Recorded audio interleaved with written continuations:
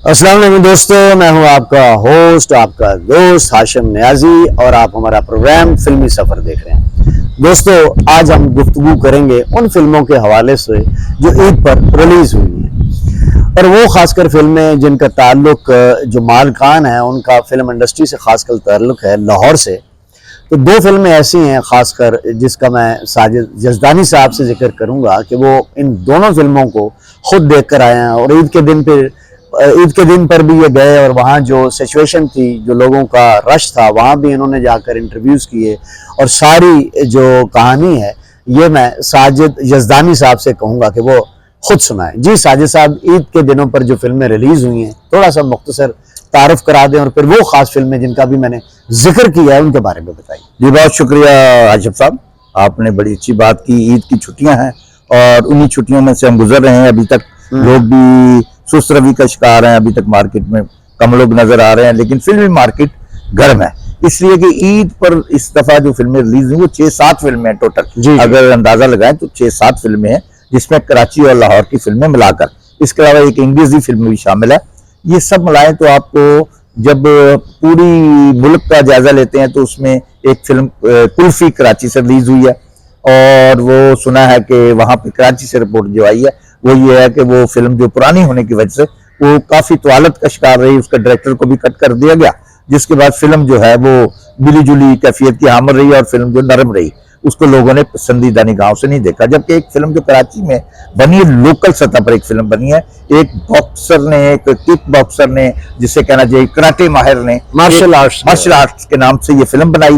एक नौजवान ने वो फिल्म उन्होंने अंग्रेजी जबान में बनाकर उसे दुनिया भर में पहले रिलीज किया, यानी मेलों में और मुख्तलिफ जगहों पर पेश किया। जब उसे इनामा इकराम और दादो तहसीन मिल गई तो उन्होंने ईद पर से रिलीज किया और कराची में वो फिल्म हिट गई है। कराची की लोकल उसमें कास्ट में कोई सुपरस्टार नहीं है और बनाने वाली भी नई टीम है और उसने बॉक्स ऑफिस पर कामयाबी हासिल की है। जबकि अब लाहौर की तरफ आते हैं जब, तो लाहौर में एक पंजाबी फिल्म लगी है लाहौर इश्क लाहौर। इससे पहले चूंकि एक टीम यही थी लाहौर कलंदर के नाम से एक फिल्म बना चुकी है, इसलिए कंफ्यूजन का मैं शिकार हो रहा हूँ नाम लेने में।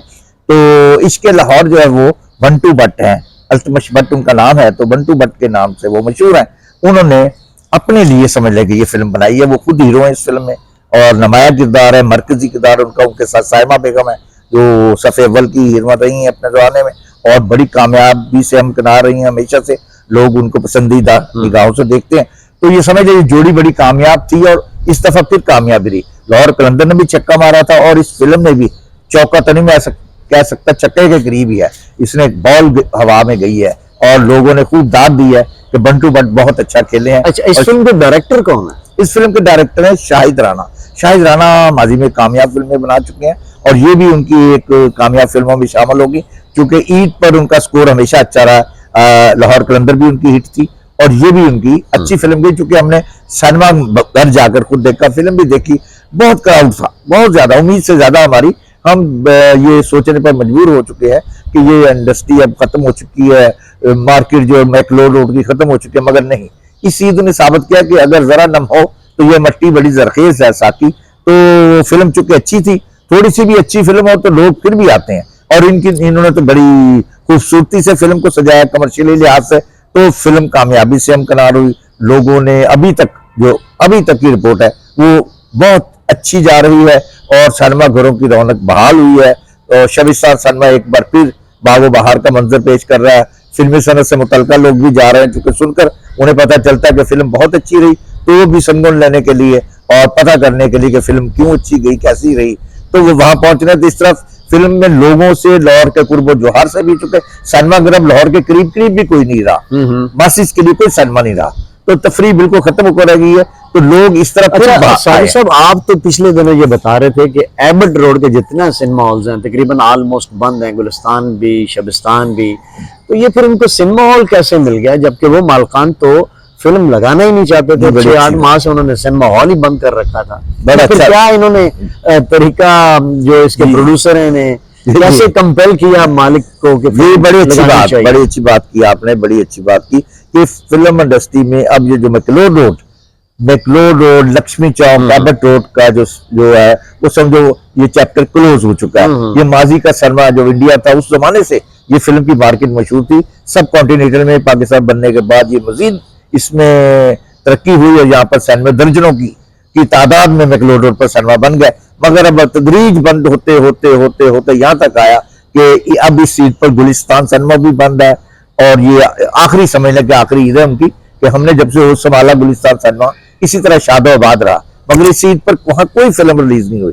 इसी तरह शबिस्तान सिनेमा भी बंद पड़ा था, इन्होंने पहले गुलिस्तान सिनेमा में भी ट्राई किया, उसके बाद अब ये शबिस्तान पे आए। इन्होंने कहा कि हम 6 महीने तक फिल्म चलाएंगे, क्योंकि मालकान का कहना था कि ये फिल्म आप तो लगा लेंगे और आपके बाद फिर हम 1 साल फारिग बैठे रहेंगे अगली ईद तक। तो उन्होंने कहा नहीं, हम ये फिल्म 6 माह के लिए सिनेमा बुक करते हैं ताकि आपको तहफ़्फ़ुज़ मिले, आपको कारकुनों को, तो हम ये फिल्म लगाएंगे। साजिद साहब, फिल्म के कंटेंट के हवाले से जरा बात करें।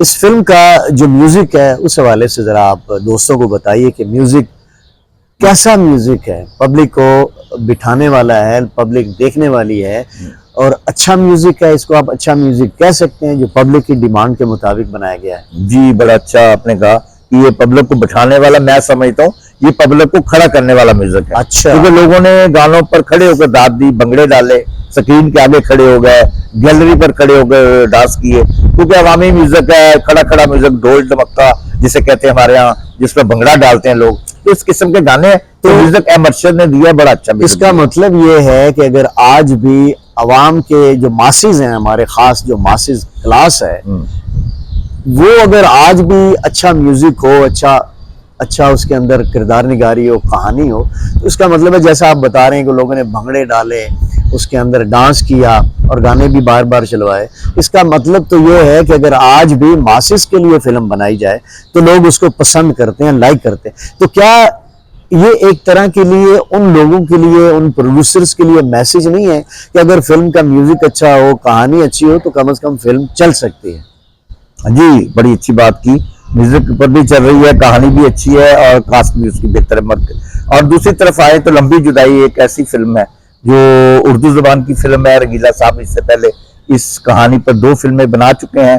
जी शाहिद साहब, मेरा अगला क्वेश्चन ये है कि फिर ओवरऑल आप ये कह सकते हैं कि फिल्म सक्सेसफुल है, कामयाब है, ये लोगों को मोटिवेशन दे सकती है, अगर इस तरह की फिल्में बने तो लोग देखना पसंद? जी बिल्कुल ऐसा हुआ है। फिल्म देखने के बाद ये बिल्कुल अंदाजा होता है कि लोग निकल कर सिनेमा घरों में आने को तैयार है अगर कोई फिल्म हो तो। अब देखा ये फिल्म बनाई है, इसमें अच्छी अदाकारी है, ड्रेसिंग अच्छी है, गाने अच्छे हैं, रोल अच्छे हैं, कहानी की बुनत अच्छी है, तो सिनेमा भी अच्छा बुक किया गया है। तो सिनेमा की परफॉर्मेंस, सारे गाने, साइमा बेगम एक सीनियर आर्टिस्ट है, बहुत ही मेच्योर आर्टिस्ट, हमारे पास सब एक ही तो आर्टिस्ट हो गया। तो उनका बड़ा अच्छा काम है। और ओवरऑल ये फिल्म जो है ना, इकबाल निम्मी साहब की कैमरामैनी बहुत आला है। ये नहीं कि सभी शोबों में जब काम सब लोग अपने अपने शोबे से करते हैं तो वो काम निखर कर सामने आता है। साजिद साहब, ये तो आपने इश्के लाहौर के मुतालिक बताया, इश्के लाहौर ही है ना?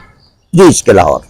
अब आप दोस्तों आगे चलते हैं, एक और फिल्म की बात कर रहे हैं, लंबी जुदाई की बात करते हैं। जी, लंबी जुदाई भी आपने वहाँ सिनेमा हॉल में देखी जाकर ईद के दिन पर, उसके बारे में, उस कंटेंट के बारे में, उसकी डायरेक्शन के बारे में, उन चंद अदाकारों के बारे में जिन्होंने इस फिल्म के अंदर अच्छा परफॉर्म किया। पहले तो आप कहानी के मुतालिक बताएं और ये बताएं कि आपने किस तरह वहाँ जाकर फिल्म देखी, कैसे वहाँ पहुँचे, पब्लिक का रिस्पॉन्स क्या था, लोगों ने कैसे उस फिल्म को देखा, उसके बारे में क्या राय दी, ये आप सारा अपने दोस्तों को लंबी जुदाई के हवाले से बताएं। जी, लंबी जुदाई जो है, लंबी जुदाई एक उर्दू फिल्म है जो माजी में अदाकार रंगीला इसको दिल और दुनिया के नाम से बना चुके। उसके बाद उन्होंने उसके अरसा दराज के बाद फिर लोगों की फरमाइश पर उसे अमानत के नाम पर बनाया।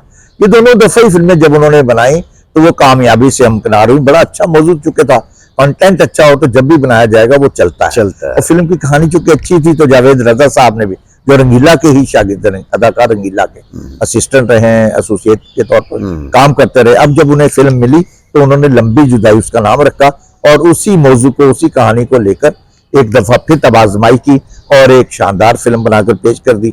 बिल्कुल एक फैमिली और साफ सुथरी फिल्म है जिसमें समझ लें कि मोहब्बत, रोमांस, माशरती नाहवारियों के मतलब बात की गई है और जावेद रजा ने इसे नहायत उम्दगी से सैटेलाइट पर मुंतकिल किया। हमने इस फिल्म को अदाकार और माजी के जो फिल्म साज हैं फिरोज खान साहब, उसके हमरा गुलबर्ग के एक सिनेमा में देखी जिसमें उनके साहबजादे जो इस फिल्म के हीरो हैं वो है, और उसमें नई लड़की है जिसमें सारी कास्ट ही तकरीबन नई है।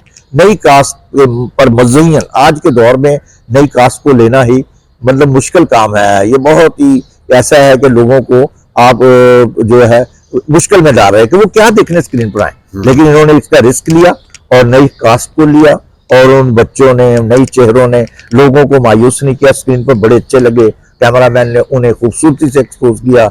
आबद अली नीबू फिल्म साज है, अपना मौसीकार है, उन्होंने धुनें भी शानदार और ऐसी बनाई जैसे माजी की उस फिल्म से मुंसलिक थी। लोगों को उम्मीद थी कि म्यूजिक कमजोर ना हो, म्यूजिक भी अच्छा है, कैमरामैनी भी अच्छी है।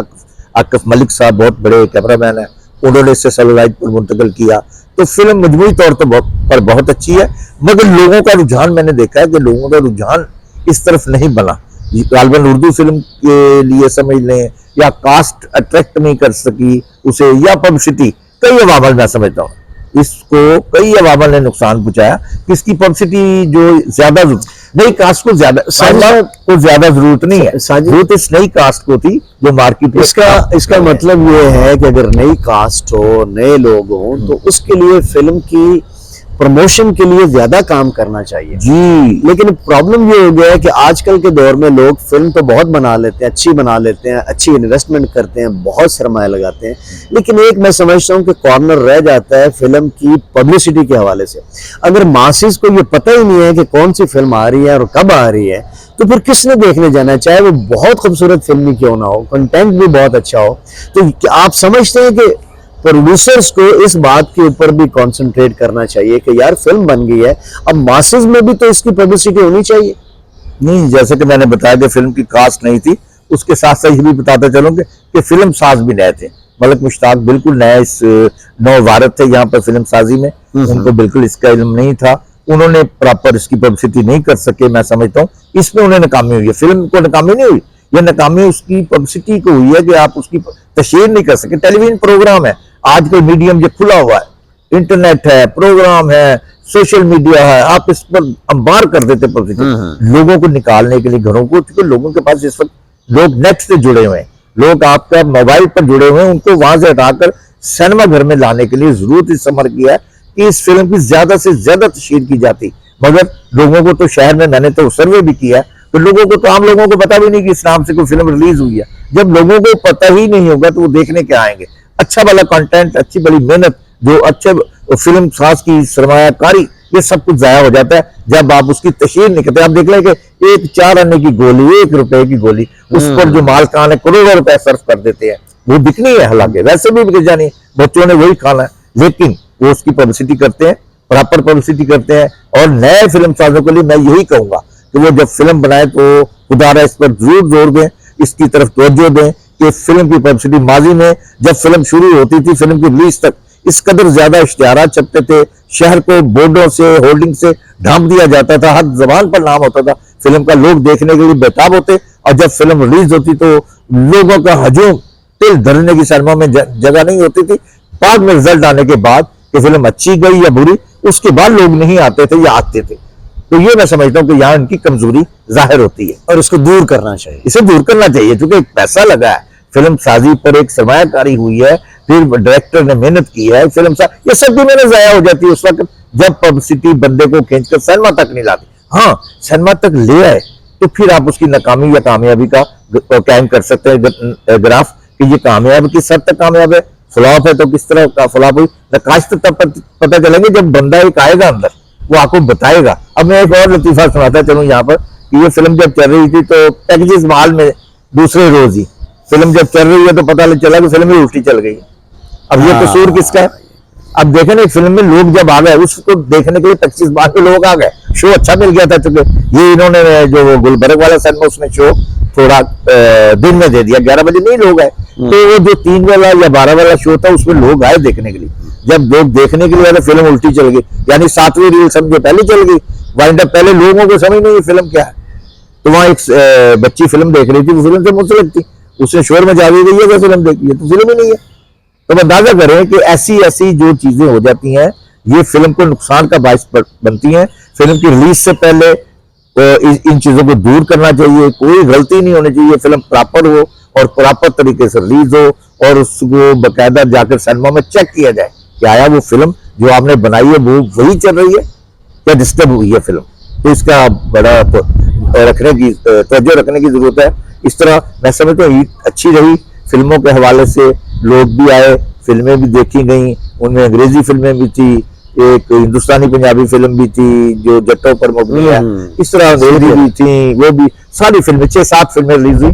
इनमें मैं समझता हूँ कि हमारे यहाँ पंजाब में बिलखसूस लाहौर में, चूंकि मैं हूँ तो मैं ये बता सकता हूँ कि लाहौर में शबस्तान सरमा में अभी तक फिल्म जो है वो जो इश्क लाहौर जो बंटू भट्ट की वो कामयाबी से हमकरार है, जबकि उसके पीछे पीछे वो लंबी जुदाई भी उस दौर में शामिल है। बहुत शुक्रिया साजिद साहब। तो दोस्तों ये साजिद साहब ने ईद पर जो फिल्में रिलीज हुई हैं, खासकर इश्क लाहौर और लंबी जुदाई के हवाले से आपको बड़ी डिटेल्ड इन्फॉर्मेशन दी है। और हमारी भी आपसे ये रिक्वेस्ट है कि पाकिस्तानी जो प्रोडक्ट होती है, पाकिस्तानी फिल्म्स हैं, उनको आप अप्रिशिएट करें, उनको आप देखें। बाकी खामियां और खूबियां तो हर प्रोडक्ट के साथ रहती हैं। कुछ अच्छी एडवाइजेस भी साजिद यज़दानी साहब ने इन प्रोड्यूसर को, मालकान को दी हैं। अच्छी बात है, अगर वो इस पर एक्ट ऑन करें तो पाकिस्तानी सिनेमा दोबारा सर्वाइव हो सकता है। इसके साथ ही मुझे हाशिम न्याजी को और साजिद यज़दानी साहब को इजाज़त दीजिए। अगले एपिसोड में किसी नई टॉपिक के साथ दोबारा आपसे मुलाकात होगी। तब तक के लिए अल्लाह हाफ़िज़।